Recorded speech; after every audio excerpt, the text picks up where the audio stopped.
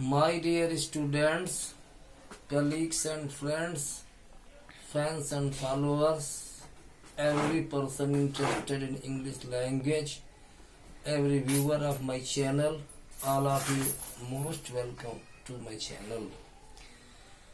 Today I am going to teach you the next part of the passive voice. But one thing that I want from you, that is my expectation is from you, that you should watch my video from starting to the end and send and forward my videos to far and near places, and subscribe. If you have not subscribed my channel, please subscribe it and inspire others to subscribe. Now I would like to teach Hindi, because teaching in Hindi is more useful for everyone.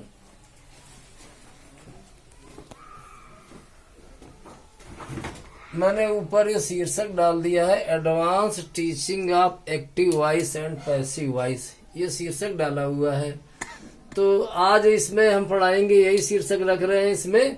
आज हमें पढ़ाना है कि passive voice of interrogative sentences. कल हमने आपको passive voice के कुछ मूलभूत नियम बताए थे। आवाज थोड़ा कल के वीडियो में कम रही थी, इसलिए उनको थोड़ा ध्यान से सुनना है कि जो हमने नियम बताए थे कुछ कठिन नियम नहीं है। इतने जानना है कि वो वर्ब का थर्ड फॉर्म लगाते हैं जब पैसिव वॉइस बनता है। सहायक क्रियाएं कौन लगाते हैं? सहायक क्रिया इंडेफिनिट में कंटीन्यूअस की लगा लेते हैं, और कंटीन्यूअस के जब पैसिव वॉइस बनाते हैं तो उनमें बीइंग जोड़ते हैं। और परफेक्ट टेंस के जब पैसिव वॉइस बनाते हैं तो परफेक्ट कंटीन्यूअस सहायक क्रियाएं लगा लेते हैं। अब ज्यादा कल वाले वीडियो के बारे में नहीं समझाएंगे, आप देख लीजिए, वो रिपीटिशन वाक्यों में होगा। अब हमें बताना है कि जो इंट्रोगेटिव सेंटेंसेस के पैसिव वॉइस बनाने हैं वो कैसे बनेंगे। सबसे पहले हम आपको बताएंगे कि ये इंट्रोगेशन जो वर्ड्स है, इन्हीं से एक्टिव वॉइस पैसिव वॉइस से बनते हैं। प्रश्नवाचक वाक्य कैसे बनता है? इंट्रोगेशन वर्ड से बनता है। तो पहले तो इंट्रोगेशन वर्ड्स है वो इंट्रोगेटिव प्रोनाउंस है, प्रश्नवाचक सर्वनाम है। इसके लिए आपको वो प्रोनाउंस वाला चैप्टर पढ़ाया जाए। तो यहाँ तो खाली इतने बताना है कि इंट्रोगेटिव प्रोनाउंस है कौन से, तो वे है हु, हुज, हुम, विच और व्हाट, 5 है ये। इनके अलावा जो प्रश्नवाचक वाक्य बनाते हैं वो इंट्रोगेटिव एडवर्ब्स होते हैं। प्रश्नवाचक क्रिया विशेषण वे है व्हेन, वेयर, व्हाई और हाउ, ये 4 हैं। फिर इनको मिला करके भी बढ़ा करके भी प्रश्नवाचक शब्द बनते हैं। मिक्स्ड वर्ड्स हमने लिखे हुए हैं कि how much, how many, how far, how long और वेंस, इन विच डॉट डॉट, जैसे इन विच विलेज, किस गांव में, इन विच रूम, इस तरीके से वो बना लेते हैं। अब आइए एग्जाम्पल्स देखना है। तो सबसे पहले जो उदाहरण हमने लिखा है वो प्रश्नवाचक, कोई प्रश्नवाचक, ये प्रश्नवाचक वाक्य किसी प्रश्नवाचक शब्द से नहीं शुरू होता है, ये सहायक क्रिया से शुरू हो रहा है। हिंदी में शुरू में क्या आता है, जैसे क्या तुमने खाना खा लिया, इस तरीके से। तो हैव यू टेकन फूड, उस तरीके का वाक्य है। तो does she write a letter, क्या वो एक पत्र लिखती है, तो क्या उसके द्वारा एक पत्र लिखा जाता है। Is a letter written by her, तो यह क्या है, जो एक्टिव वॉइस में ये वाक्य डज से शुरू हो रहा है। प्रेजेंट इंडेफिनिट टेंस जब पैसिव वॉइस बनाया गया है तो प्रेजेंट कंटीन्यूअस की सहायक क्रिया इज लगा दी गई है, और थर्ड फॉर्म रिटन आया हुआ है। दूसरी चीज, एक्टिव वॉइस पैसिव वॉइस में जो बहुत महत्वपूर्ण चीज, जो सब्जेक्ट और ऑब्जेक्ट वाली बात है। जब पैसिव वॉइस बनाते हैं तो सब्जेक्ट को ऑब्जेक्ट जगह बाय लगा के लिख देते हैं, और जो ऑब्जेक्ट है वो सब्जेक्ट की जगह पर आ जाता है शुरू में। ये ध्यान रखना है कि सब्जेक्ट क्या है और ऑब्जेक्ट क्या है, बाकी चीजें कहीं स्थान है, कहीं कुछ उछलता रहता है। सब्जेक्ट और ऑब्जेक्ट का विशेष ख्याल करना है। ये अगर आपने फाइंड आउट कर लिया तो पैसिव वॉइस आपको बनाना आ जाएगा। अब जैसे अगले वाक्य में हमने लिख दिया हुम हैव यू बीटन, तुमने किसको पीटा है। तो ये प्रेजेंट परफेक्ट टेंस में वाक्य। तो यहाँ क्या समझना है, किसने पीटा, तो तुमने, ये सब्जेक्ट यहाँ पे यू है, हुम हैव यू बीटन। बीटन तो क्रिया का थर्ड फॉर्म है, वहाँ हेल्पिंग वर्ब सहायक क्रिया प्रेजेंट परफेक्ट ही है। तो यू यहाँ सब्जेक्ट है, ये तुमने पीटा, जो काम करता होता है, ये तो ऑब्जेक्ट है नहीं। तो तुमने किसको पीटा, हुम यही ऑब्जेक्ट है, किसको। जैसे तुमने राम को पीटा तो राम ऑब्जेक्ट है। ऑब्जेक्ट 2 प्रकार के हैं, डायरेक्ट ऑब्जेक्ट और इनडायरेक्ट ऑब्जेक्ट। जैसे उसने मुझे 10 रुपए दिए हैं, तो मुझे मी इनडायरेक्ट ऑब्जेक्ट है, he has given me 10 rupees. जब मी से भी पैसिव वॉइस बन जाएगा, I have been given 10 rupees by you, मुझे तुम्हारे द्वारा 10 रुपए दिए गए हैं। और जो 10 क्या दिया गया है, 10 रुपए, वो डायरेक्ट ऑब्जेक्ट है। क्या लगा के मालूम करो वाक्य में, जो उत्तर आए वो डायरेक्ट ऑब्जेक्ट है। और किसे या किसको लगा के मालूम करो, वो इनडायरेक्ट ऑब्जेक्ट है। तो बोला गया ही टॉट मी इंग्लिश, उसने मुझे अंग्रेजी पढ़ाई। किसे पढ़ाई? मुझे। मी वहाँ इनडायरेक्ट ऑब्जेक्ट है। और क्या पढ़ाया? अंग्रेजी। क्या से आया? तो अंग्रेजी। इंग्लिश तो डायरेक्ट ऑब्जेक्ट, दोनों से पैसे बनेगा कि मुझे अंग्रेजी पढ़ाई गई है, I have been taught English. और अंग्रेजी मुझे पढ़ाया, मैं अंग्रेजी पढ़ाया गया हूँ, I have been taught English. मुझे अंग्रेजी पढ़ाई गई है, English has been taught to me. तो ऐसे ही यहाँ पे आपको सब्जेक्ट और ऑब्जेक्ट समझने हैं। तो whom have you been में whom have you beaten, तुमने किसको पीटा, इसमें सब्जेक्ट you है और ऑब्जेक्ट whom है। तो कर्म कर्ता की जगह वो कर्ता कारक में आ जाता है, यानी ऑब्जेक्ट सब्जेक्ट की जगह सब्जेक्टिव केस में आ जाता है। whom तो यहाँ ऑब्जेक्टिव केस में लिखा हुआ है, ये इंट्रोगेटिव प्रोनाउन जो लिखा है ऑब्जेक्टिव केस में लिखा हुआ है। आई माई मी हुज whom, तो इसको सब्जेक्टिव केस में who हो जाएगा। whom have you beaten, तुमने किसको पीटा है, तो पैसिव वॉइस में हिंदी बनेगी तुम्हारे द्वारा कौन पीटा गया है। तो who has been beaten by you। तो जो सब्जेक्ट यू था वो बाई लगा के अंत में चला गया है, और जो whom था ऑब्जेक्ट उसको शुरू में सब्जेक्टिव केस में who कर लिया है। यही बहुत सारी बातें बराबर देखनी है। किताबों में तो बहुत ऐसा स्पष्ट नहीं किया गया, लेकिन मैं यहाँ टीचिंग में स्पष्ट करूंगा।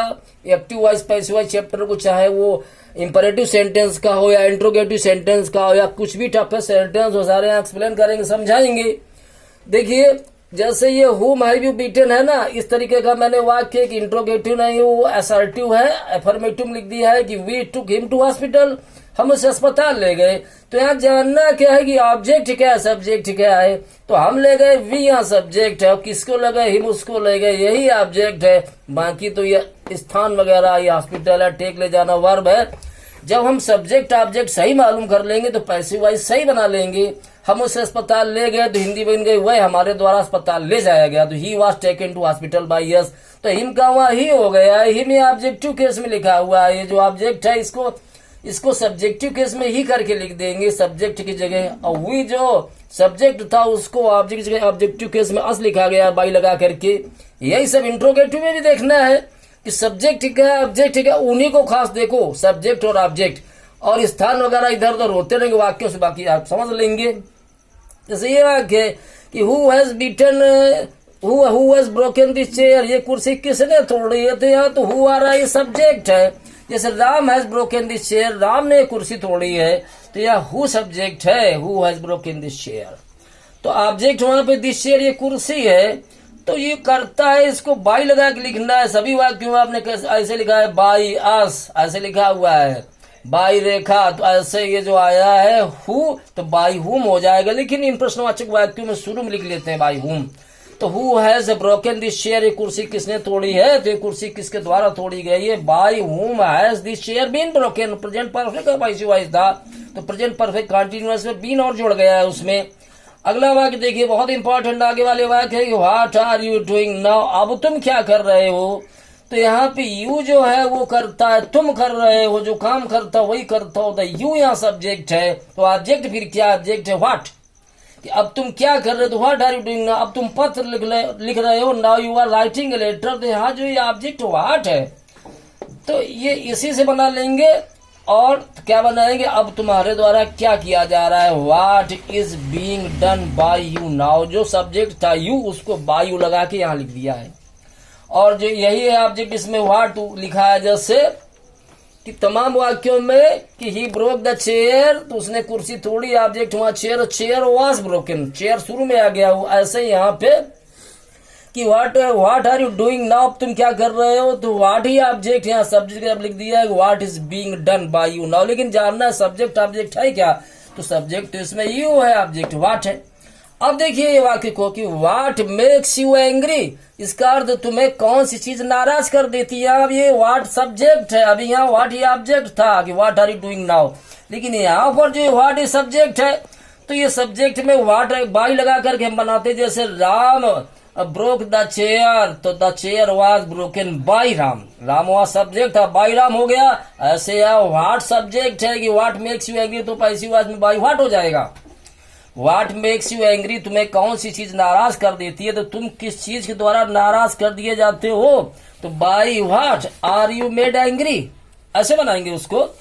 जितने भी सब्जेक्ट होंगे इंट्रोगेटिव सेंटेंसेस में वो बाई लगा के बना लिए जाएंगे। इसका बहुत अच्छा एक वाक्य, ये भी थोड़ा टफ आपको लगेगा, कि what are you made angry by, अगर ऐसे लिख दें ये भी सही है, by what are you made angry, उससे बढ़िया है कि what are you made angry by. क्यों? क्योंकि प्रश्नवाचक शब्द प्रीपोजिशन जब एक साथ आते हैं तो शुरू में प्रश्नवाचक शब्द लिख दो, बाद में प्रीपोजिशन। जैसे तुम किस विषय में बात कर रहे हो तो what are you talking about, तुम कहाँ जा रहे हो, where are you going to, Calcutta किस लिए प्रसिद्ध है, what is Calcutta famous for, उस तरीके से कि what are you made angry by. लेकिन ठीक है भी है। अगला वाक्य देखिए, why has the servant not cleaned the room, नौकर ने कमरा क्यों नहीं साफ किया है, तो नौकर के द्वारा कमरा क्यों नहीं साफ किया गया, सर्वेंट वहां करता है, रूम ऑब्जेक्ट है, तो why has the room not been cleaned by the servant, नौकर के द्वारा कमरा क्यों नहीं साफ किया गया। आगे आगे देखते हैं कि how did you open it, तुमने इसे कैसे खोला, प्रश्नवाचक हाउ का प्रयोग तो आप बना पास्ट इंडेफिनिट है तो आपके द्वारा ये कैसे खोला गया। How was it opened by you, यहाँ क्या सब्जेक्ट है क्या ऑब्जेक्ट है, ही वहां सब्जेक्ट है, इट वहां ऑब्जेक्ट है। आप इसको रीजन करके देखना, ये मिलेगा। When has Rekha bought this car, Rekha ने कार कब खरीदी है, तो रेखा के द्वारा ये कार कब खरीदी गई है। When has this car been bought by Rekha, present perfect has passive voice बनाया, बीन जुड़ा, तो when has this car been bought by Rekha, Rekha वहां सब्जेक्ट था, दिस कार वहां ऑब्जेक्ट था।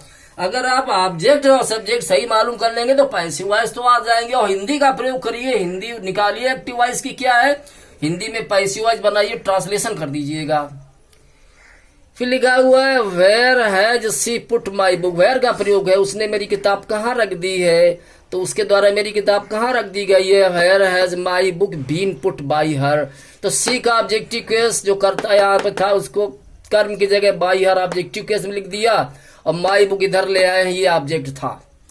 Which book do you like most, तो इसमें करता यू है, which book do you like most, तुम कौन सी किताब सबसे ज्यादा पसंद करते हो, अर्थात तुम्हें कौन सी किताब सबसे ज्यादा पसंद है। यू सब्जेक्ट है तो ऑब्जेक्ट क्या है, विच बुक कौन सी किताब, यही ऑब्जेक्ट। आप हिंदी निकालना क्या लगा के मालूम करो, वो डायरेक्ट ऑब्जेक्ट है, किसे जब आ जाए निकालने में तो वो इनडायरेक्ट ऑब्जेक्ट होता है। तो तुम कौन सी किताब पसंद करते हो, तो विच बुक डू यू, तुम पसंद करते हो, यू सब्जेक्ट है, क्या पसंद करते हो, विच बुक यही ऑब्जेक्ट है। तो बना लेंगे ऐसे कि कौन सी किताब तुम्हारे द्वारा पसंद की जाती है, which book is liked most by you, most माने सबसे ज्यादा। अब बनाया गया इन विच अलमीरा, किस अलमारी में, has he put my book, उसने मेरी किताब रख दी, प्रेजेंट परफेक्ट टेंस। तो इसमें इतना लंबा इंट्रोगेटिव जो है फ्रेज है ये, इन विच अलमीरा, किस अलमारी में उसने मेरी किताब रख दी है। तो खास वहां पे आपको समझना है सब्जेक्ट ऑब्जेक्ट क्या, सब्जेक्ट है ही उसने रखी है, ये सब्जेक्ट। आप क्या रखा है, माई पेन मेरा कलम, ये ऑब्जेक्ट है, ही सब्जेक्ट है, माई पेन ऑब्जेक्ट है। हिंदी बनाओ पैसिव वॉइस कि किस अलमारी में उसके द्वारा मेरा कलम रख दिया गया है। In which almirah has my pen been put by him, ऐसे बनेगा। अगला वाक्य देखिए, which boy has solved this question, किस लड़के ने यह प्रश्न हल किया है। अभी था कि विच बुक इज लाइक्ड, यहाँ which book do you like most, इसमें करता यू था और विच बुक वहां ऑब्जेक्ट था। लेकिन अब जो बोल रहे हैं विच बॉय हैज सॉल्व्ड, इसमें विच बॉय सब्जेक्ट है और ऑब्जेक्ट है दिस क्वेश्चन। कैसे कि किस लड़के ने ये प्रश्न हल किया है, जैसे राम ने प्रश्न हल किया है, उस लड़के ने किया है, तो वही सब्जेक्ट है, विच बॉय सब्जेक्ट है, ऑब्जेक्ट क्या है, दिस क्वेश्चन।